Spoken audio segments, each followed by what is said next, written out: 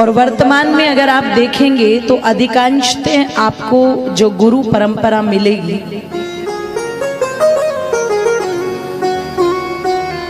उसमें अधिकांशतः कुछ ऐसे गुरु हैं जो कहते हैं कि मंत्र किसी को बताना मत। लेकिन जहां भक्त प्रहलाद हुए हो, जहां भक्ति भाव में डूबी हुई मीराबाई हो, जहां भगवान कृष्ण की भक्ति में डूबे हुए कविरस खान रहे हो, सूरदास रहे हो, गोस्वामी जी महाराज रहे हो, संत कबीर रहे हो, संत दादू रहे हो, जिन्होंने एक तारा लेकर के, वीणा लेकर के, खड़ताल लेकर के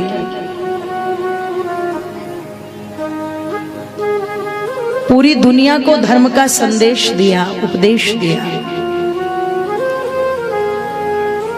और अपने किसी दोहे में, किसी रचना में, किसी श्लोक में, किसी कविता में एक जगह भी ये नहीं कहा कि किसी को बताना मत।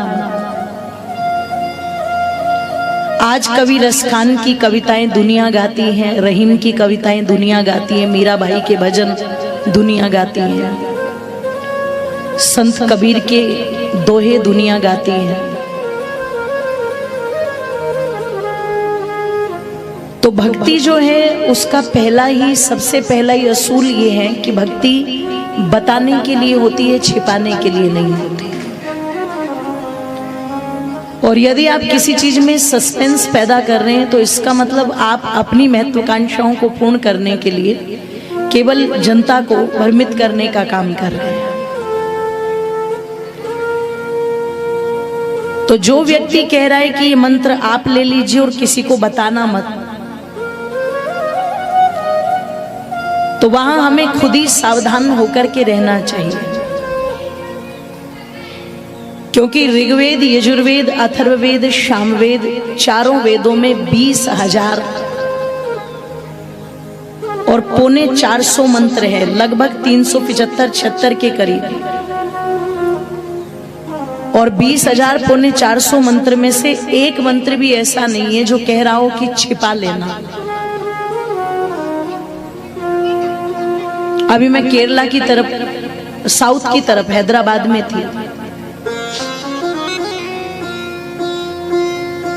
तो एक जगह पर दक्षिण के एक मंदिर में जिसकी शिल्प कला बहुत अच्छी थी, वो दिखाने के लिए ले गए। तो ब्रह्मचारी वहां पर सेस्वर वेद पाठ कर रहे थे और वो पूरा का पूरा जो वातावरण था वो इतना गूंज रहा था उन मंत्रों की ध्वनि से, ऐसा लग रहा था कि व्यक्ति भूखा प्यासा बैठ करके इनके मंत्रों के उच्चारण को ही सुनता रहे। अब अगर ये सुनने सुनाने की परंपरा ना होती तो ऋषिदानंद कहते हैं ये वेद भी आज सुरक्षित ना होते। दक्षिण के ब्राह्मणों ने इनको कंठस्थ किया, सेस्वर वेद पाठ करते रहे, तब जाके ये वेद सुरक्षित रहे। तो आइए, जो मन में आज भी भ्रांति है, आज भी पढ़े लिखे समाज में बहुत सारे गुरु ऐसे हैं जो व्यासपीठ पर बैठ करके आज भी बोल रहे हैं कि महिलाओं को तो गायत्री मंत्र बोलना भी नहीं चाहिए और सुनना भी नहीं चाहिए। एक जगह शंकराचार्य जी कार्यक्रम में आए और वो केवल इसलिए वापस चले गए कि वहां पर कन्याएं जो थी, गुरुकुल की कन्याएं, वो वेद पाठ कर रही थी। तो शंकराचार्य ने कहा लड़कियों को तो वेद पढ़ने का अधिकार ही नहीं है। उसी पूरे कार्यक्रम से वापस चले गए वो तुरंत। लेकिन अभी महर्षि दयानंद की 200वीं जन्म जयंती जो टंकारा के अंदर मनाई गई,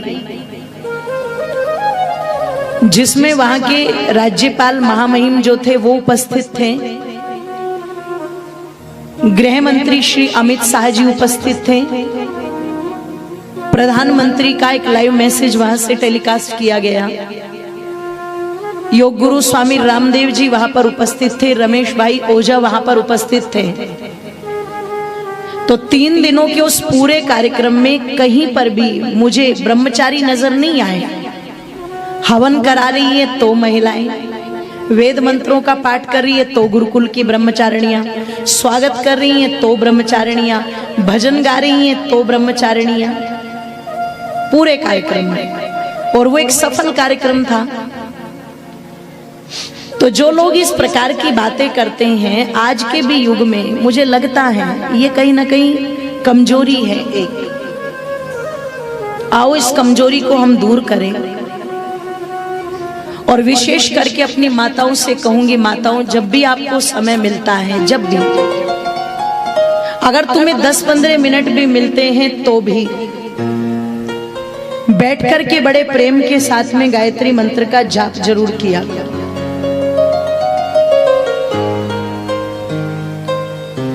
क्योंकि गायत्री मंत्र में मैंने कल भी कहा था, भगवान से अच्छी बुद्धि की कामना की गई है।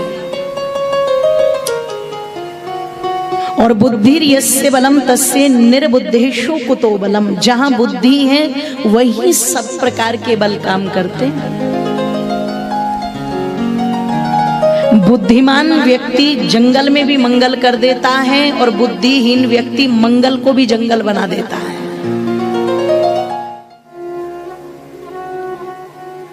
और निश्चित वैसे तो ये गांव इतने समृद्धशाली लोगों का गांव है। एक एक व्यक्ति अपने आप में इतना सक्षम भी है, इतना धार्मिक भी है कि चाहे तो इस प्रकार के आयोजन अकेला ही करा दे। लेकिन ध्यान रखना, जब कोई कार्य सबको मिला करके किया जाता है और सबके सहयोग से किया जाता है, उसमें चाहे कोई 10 रुपए देने वाला हो, चाहे कोई 100 देने वाला हो, चाहे कोई 1000 दे, चाहे कोई 11 दे, 21,000 दे, जिसको ईश्वर ने जितनी सामर्थ्य दी है, तो वो जो सबको मिलाकर के आयोजन किया जाता है, वास्तव में अगर मैं कहूं तो धार्मिक आयोजन तो वही है। क्योंकि धर्म वही है जो सबको साथ मिलाने की बात करता है। और ध्यान रखना, ये परंपरा रही भारत की कि गांव की सुख शांति के लिए, खुशहाली के लिए समाज के लोग एकजुट होकर के मिलकर के कार्यक्रम करते थे। इसीलिए तो कहा जाता है सामाजिक। सामाजिक जहां पर सबकी एकता है, अखंडता है, सब जुड़े हुए हैं। तो मैं समझती हूँ ये जो कार्यक्रम यहाँ पर चल रहा है, इस कार्यक्रम में भी तन से, मन से, धन से बसेड़ा क्या ऐसा कोई व्यक्ति नहीं है जिसने अपना सहयोग ना किया हो। उनके नामों की सूची भी हमारे पास में है। अभी चाहिए तो अभी बोलिए ना, बाद में, ठीक है। तो जो जो सहयोगी इस कार्यक्रम में तन से रहे, मन से रहे, धन से रहे, मैं चाहूंगी एक बार उन सब का जोरदार तालियों से आप स्वागत करें।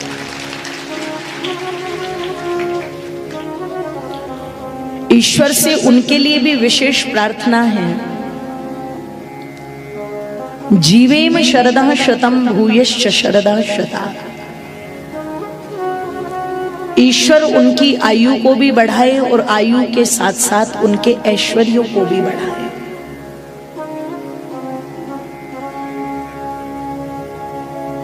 और निश्चित ये जानकर के चलिएगा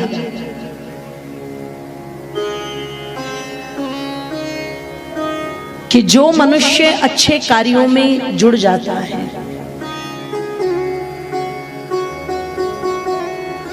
अगर एक दानव भी अच्छे कार्यों में जुड़ गया तो वो मनुष्य बन जाएगा।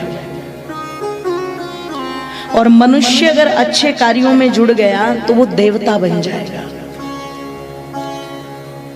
और जो देवता बन गया, नर से नारायण तक की उपाधि को जिसने प्राप्त कर लिया,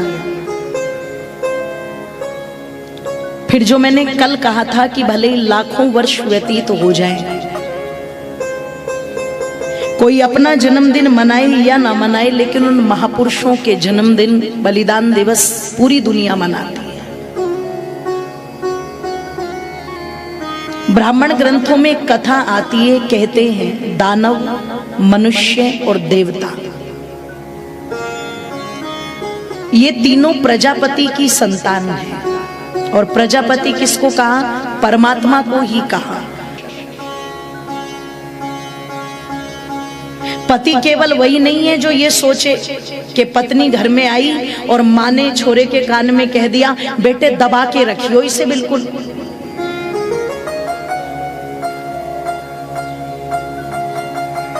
अच्छा, कई कई माँ होती थी ना ऐसी, बेटे को आते ही बोलती थी। लेकिन मैंने कई बार उन माताओं से पूछा कि बेटे को तो कह दिया कि पत्नी को दबा के रखना, अपने दामाद से भी कहा कि नहीं कहा हमारी छोरी को दबा के रखना है जी? ओ मेरी माताओं बंधुओं,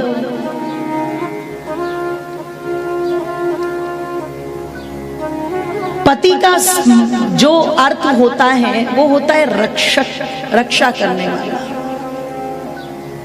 पत्नी के मान की, सम्मान की, स्वाभिमान की। तो जो भी कोई रक्षा कर रहा है मान की, सम्मान की, जो देश के राष्ट्र सम्मान की रक्षा कर रहा है, उसको भी पति कहा गया। क्या कहा? राष्ट्रपति। एक राजा ने अपनी सेना बना दी, लेकिन उस सेना को चलाना कैसे, उसकी व्यवस्था कैसे करनी है, इसके लिए एक रक्षक निर्धारित कर दिया और उसको नाम क्या दे दिया? सेनापति। एक व्यक्ति को धन की रक्षा के लिए खड़ा कर दिया तो उसका नाम क्या दे दिया? धनपति। पति शब्द का अर्थ रक्षक। तो जो इस संपूर्ण ब्रह्मांड की रचना कर रहा है वो परमात्मा भी पति है। इसलिए उस भगवान को क्या कहा? प्रजापति। और उस परमात्मा की प्रजा तीन प्रकार की है, तीन कैटेगरी है मनुष्यों की। एक तो क्या है? देवताओं की, माने कि जो दिव्य। और देवताओं से कल्पना ये मत करना कि जो देवता होगा सर पर मुकुट, कानों में कुंडल, बड़े बड़े बाल, पीली धोती पहने हुए, मालाएं पहने हुए, ना।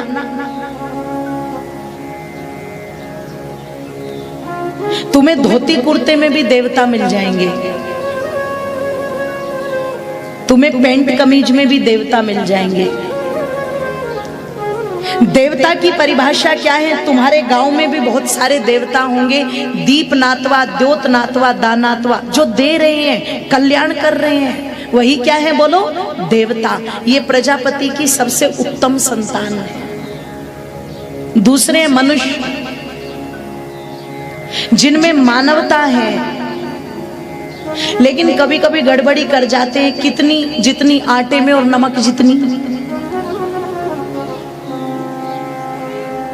और जब उनसे पूछो कि ये गड़बड़ क्यों कर दी, तो जानते हो क्या कहते? इतना तो चाले। ये मनुष्य है, चला तो रहे हैं पर आटे में नमक जितनी चला रहे। और फिर जो तीसरे सबसे रद्दी है वो कौन से हैं? बोले दैत्य, असुर, वो भी हम में ही है। ये कौन से वाले हैं? ये आटे में नमक नहीं मिलाते, ये नमक में आटा मिलाते हैं। ये वो कैटेगरी है। तो कहते हैं ये तीनों संतानें इकट्ठी होकर के प्रजापति परमात्मा के पास गई। मातो ध्यान से सुनो। और जब ये तीनों की तीनों इकट्ठी होकर के प्रजापति परमात्मा के पास में गई तो कहते तीनों ने कहा हमें कुछ उपदेश करो।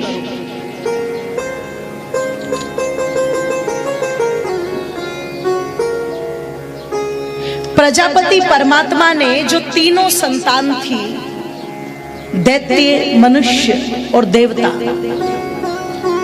तीनों को एक ही शब्द बता दिया। जो दैत्य था उसे बुलाया और कहा तेरे लिए यही उपदेश है। मनुष्य को कहा द, तेरे लिए भी यही उपदेश है, और जो देवता थे द, तेरे लिए भी यही उपदेश है। दे दे शब्द तीनों को दे दिया।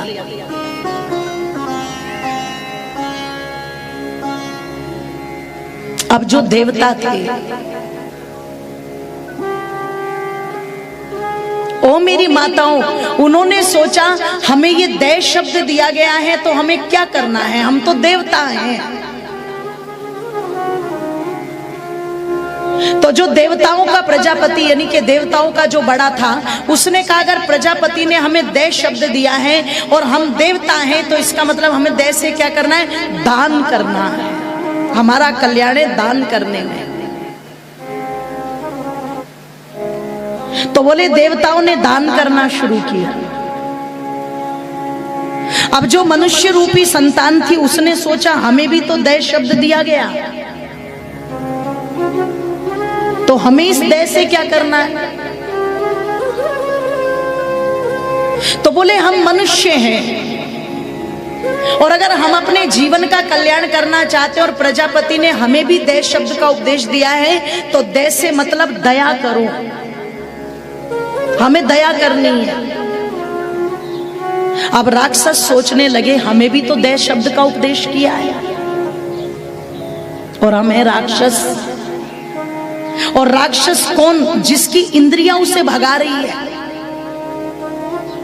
कोई वासना की तरफ भाग रहा है, कोई धन के लालच की तरफ भाग रहा है, कोई मारकाट की तरफ भाग रहा है। तो बोले हमारा कल्याण कब होगा अगर हम देश से कोई शब्द पकड़े तो बोले दमन करो, इंद्रियों का दमन करो, हमारा कल्याण उसी में। एक ही अक्षर दिया द द द। दया करो तो देवता मनुष्य बनोगे, दान करो तो देवता बन जाओगे, और अगर इंद्रियों का दमन करोगे तो राक्षसों की कैटेगरी से, जोर से बोलो, बाहर निकल जाओगे।